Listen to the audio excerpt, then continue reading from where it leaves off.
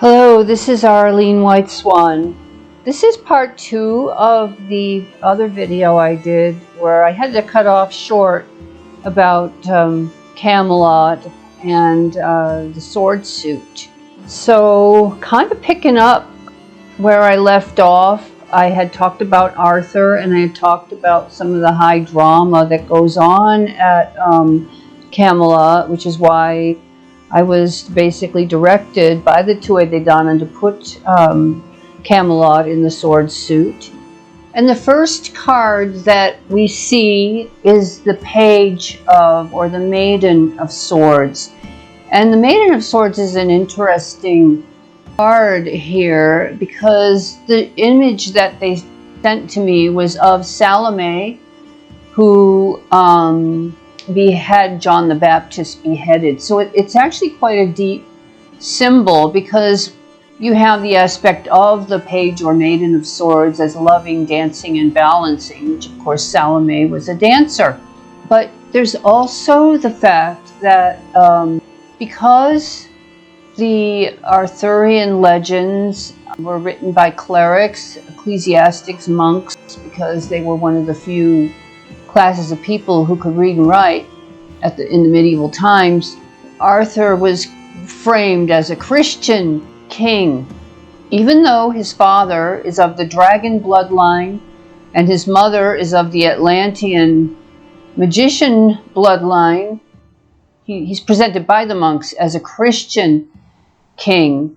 And this gets even more strong in France when Chrétien de Troyes writes The Quest of the Holy Grail, and then the Christian element is really strengthened along with the Crusades because, of course, Eleanor of Aquitaine and Henry II were the parents of Richard the Lionheart, and it was in the courts of love of Marie de France and Eleanor of Aquitaine that the Arthurian romances were developed in France, including the Quest for the Holy Grail. So this Salome image brings together the Old Testament with the New Testament, as John the Baptist is kind of a hinge figure. And you could kind of see Arthur as a hinge figure as well, because he is literally surrounded with all the pagan and old race, old religion elements, and they've got it in for him. And as the sword suit develops, you'll see that's how it all plays out. So in essence, when Salome beheads John the Baptist, as in this image, it sort of prefigures Morgan Le Fay symbolically beheading Arthur as she schemes to put Mordred on the throne. So Arthur, of course, he pulled the sword from the stone at 12 years old and became the King of England. And he was crowned in Stonehenge, where allegedly his father, Uther Pendragon, is buried. And he has a symbol of the bear because Arthur means bear, and he is connected to the constellation of the bear in the heavens, which is a very strong warrior element to the bear.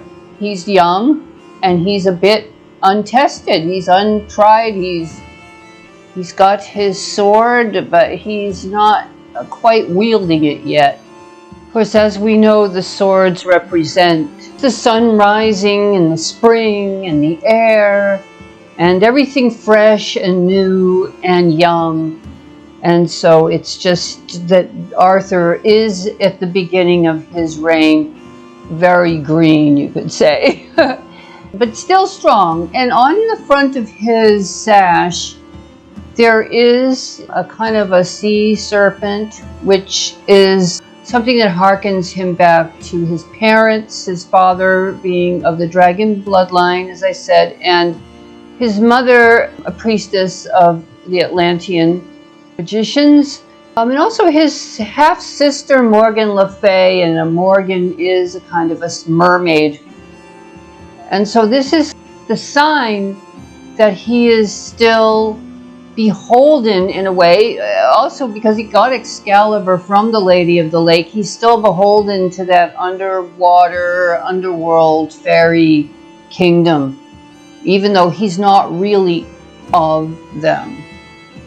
As we know, Arthur is paired up with Guinevere, who is not, as I said, I don't believe she's really human. She is an otherworldly, very ethereal creature. She's the White Phantom, the White Lady, the White Faery. However you want to perceive that, I believe she's a fairy.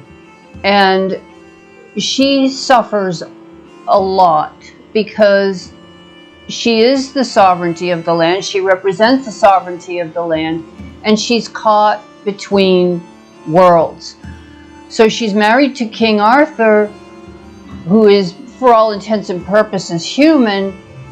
And she's not human, so naturally she gravitates towards Lancelot, whose mother is the Lady of the Lake. He's called Lancelot du Lac, Lancelot of the Lake.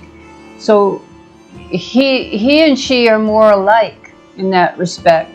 She has a lot of iconography in this image of sacrifice. For instance, the dove, which is again a Christian symbol in the sense that it's the Holy Spirit, but it's also the dove of the sacrifice. Her sword is pointed down because she's the feminine, and she is not wielding the sword as a warrior, but as her stake is in the land. And the black and white swans show the romantic nature of her story, where she's torn between the king and her true love, Lancelot. Nothing really ever works out for Guinevere. Her marriage to Arthur is childless, and there's probably a biological reason for that. And her, even her relationship with Lancelot is also childless. So she is a kind of a between the worlds creature. She is really not of this world. And Lancelot, of course, he is half human. His mother is the Lady of the Lake, so he's definitely half fairy. And he has his own powers. And one, he's the perfect knight. So we get into the Christian side of all of this with the chivalric tradition, which is based on a Christian concept of love, selflessness, worship of the woman that was symbolized by the Virgin Mary, a sort of unattainable, perfect woman. In a sense, Guinevere represents that because she's not quite, she's not human. She's like a Virgin Mary. She's an ideal. But anyway, so Lancelot arrives as the best knight. He's Arthur's bosom buddy. And we all know what happens with him and Guinevere. Now, when the Holy Grail stories are written, Lancelot is meant to achieve the quest of the Holy Grail, but he doesn't make it because of his illicit relationship with Guinevere. He was meant to be paired with the lady Elaine, called the Lily Maid Elaine, who is another seemingly not 100% human being either. She's connected to the Grail family and all of that, and a spell is done.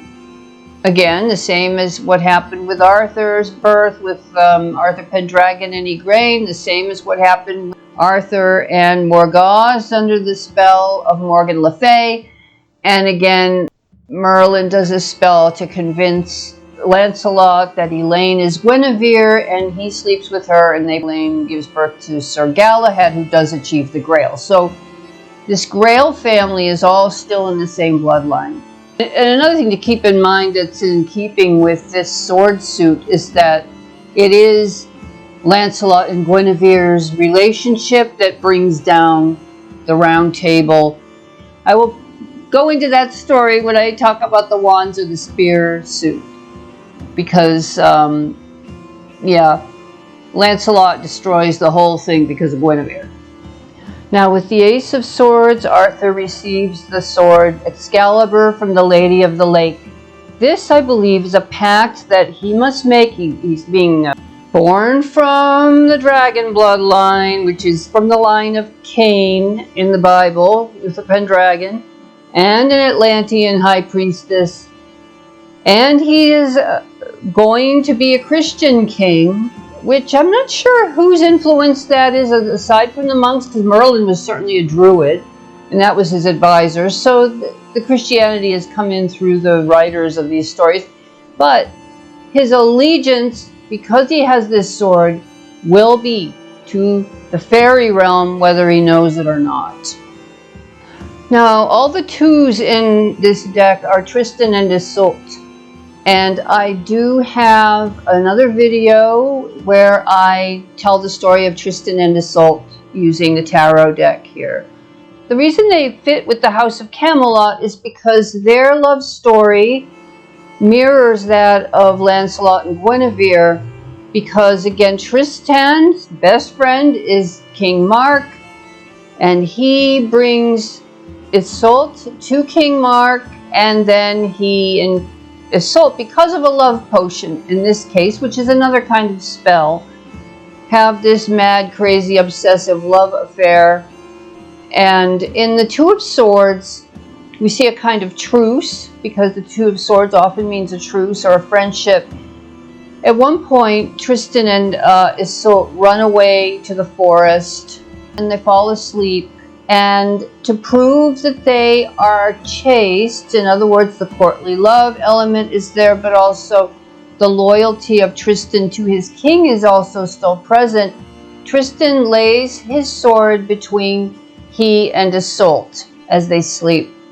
King Mark has pursued them into the forest, and he finds them.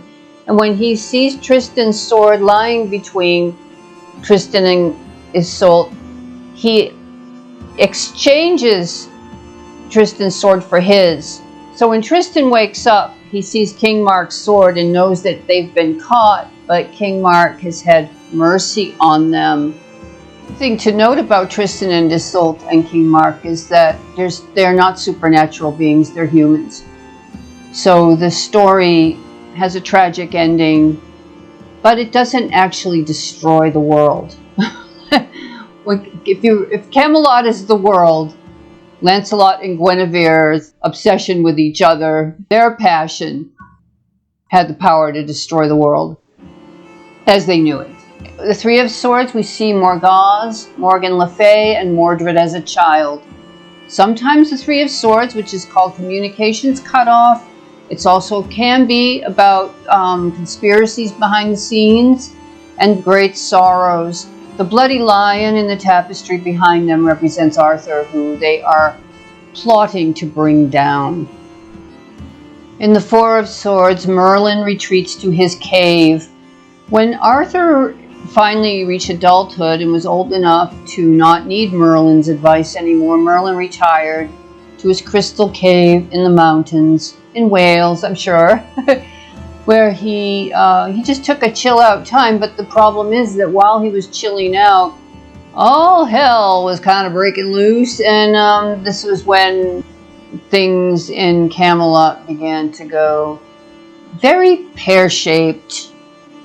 Another aspect of the Arthurian legend has to do with the wasteland, which is what comes about in the Holy Grail saga.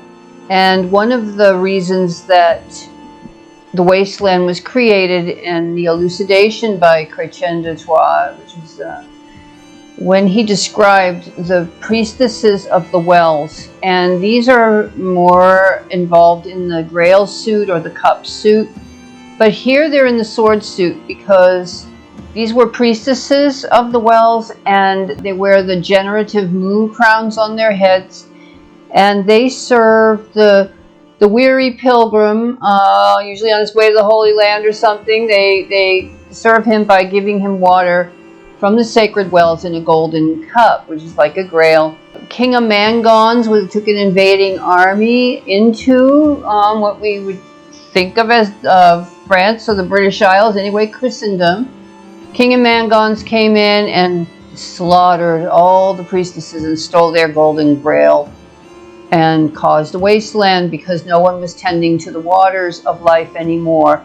And I do see this as kind of being a product of the Crusades, where the Saracens and the Christians were clashing, and I believe it was during Henry II's reign, with Richard the Lionheart as his son, that France finally lost the Holy Land. There were French kings. I don't know how many people know this. There were French kings in the Holy Land for centuries before the Saracens removed them. And Henry II was the last king of Jerusalem. I think I'm going to have to leave you on a cliffhanger and make a part 3 of this, because I don't think too many people can listen to me talking for this long. To be honest, if I was a better filmmaker, I'd have all kinds of scenes, you know, but I'm not really good at that. So, yeah, I'm going to have to make a part 3. But hopefully this is interesting, and if you lasted this long, you can like, share, and subscribe, since this is my YouTube channel.